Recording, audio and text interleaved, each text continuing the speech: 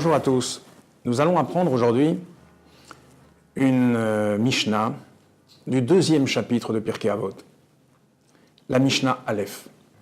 Rabbi Omer, Ezoi derech yeshara sheyavor lo adam. Quel est le chemin droit qu'un homme doit choisir? Kol shei tiferet leosea vetiferet lo mina adam. Celui qu'il est harmonieux de faire, mais également celui qui est harmonieux aux yeux des hommes. Eve zahir be mitzvah kala kevachamora. Fais attention à une mitzvah légère, comme à une mitzvah qui te paraît plus importante. She'en ata yodea matan tzra'an shel mitzvot, car tu ne connais pas la récompense attribuée à chaque mitzvah. Il y a ici un enseignement fantastique que nous délivre Rabbi. A priori, le chemin que nous devons choisir est tout tracé. C'est celui de la Torah et des mitzvot. Quel est ce choix que l'on donne à un juif dans cette Mishnah? Bien, le Rabbi nous explique qu'il y a finalement deux manières de servir Dieu. Il y a celle qui consiste à rechercher son élévation personnelle, par l'étude, par la prière, par la méditation.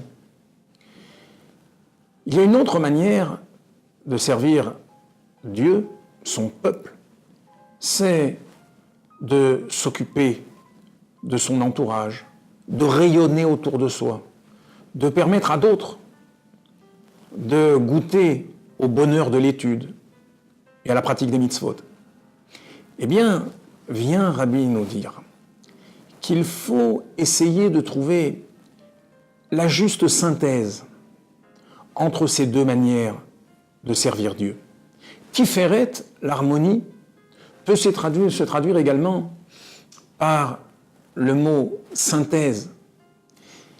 Il faut conjuguer l'étude personnelle, l'élévation individuelle, mais également le rayonnement autour de soi.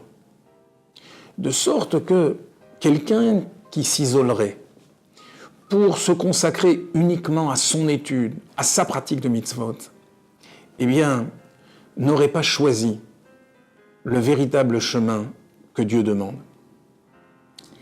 Rabbi continue en disant « Eve zahir be mitzvah kala kevachamora » Fais attention à une mitzvah qui te paraît légère, autant qu'à une mitzvah qui te paraît beaucoup plus importante. La Chassidoute nous explique que dans une mitzvah, il y a deux aspects. Le premier aspect, c'est que c'est d'abord la volonté de Dieu. Le deuxième aspect, c'est que cette mitzvah a une action sur le monde physique. Lorsqu'on fait briller une mitzvah, lorsqu'on en recherche le sens profond, c'est le sens de Zahir. Zahir qui vient du mot Zohar, la clarté, la lumière. Lorsqu'on fait briller une mitzvah, on s'aperçoit que son message essentiel, c'est de faire la volonté de Dieu. Or, lorsqu'on fait la volonté de Dieu, il n'y a pas de différence entre quelque chose qui nous paraît simple et quelque chose de grandiose. Lorsqu'on désobéit à un roi, il n'y a pas de différence s'il nous a demandé de ramasser un papier par terre ou s'il nous a demandé de faire quelque chose qui touche à l'existence même de toute la nation. La volonté du roi ne se divise pas. Et puis, Rabbi termine en disant Eve mechashev efsed mitzvah keneged srara ou srara vera keneged efsada. Réfléchis à la perte d'une mitzvah par rapport au gain que tu aurais pu en tirer, de même que tu dois réfléchir à la punition d'une faute alors que tu aurais pu l'éviter. Donc ça, je nous explique que lorsqu'on fait une mitzvah, la récompense est éternelle.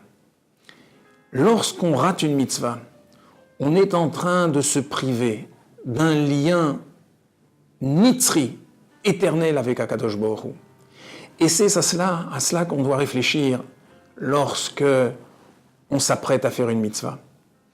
À l'inverse, lorsque quelqu'un commet une transgression, la tâche qu'il commet sur son âme, elle aussi, malheureusement, est éternelle.